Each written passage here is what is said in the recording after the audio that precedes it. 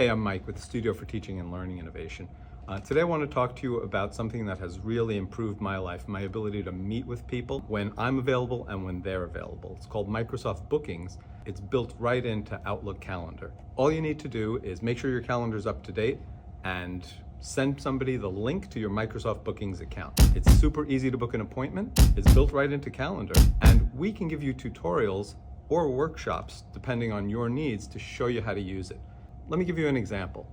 I need to make an appointment with Chris here. Chris doesn't know when he's free. I don't want to go back and forth. So I send him a link to my Microsoft Bookings, and I'll send it right now. Chris, there's the link I just sent you to Microsoft Bookings. I'll see you Wednesday at 2. It's that easy. All you need to do, make sure your calendar's up to date, and it's super easy to create an appointment and make sure that everyone's on the same page.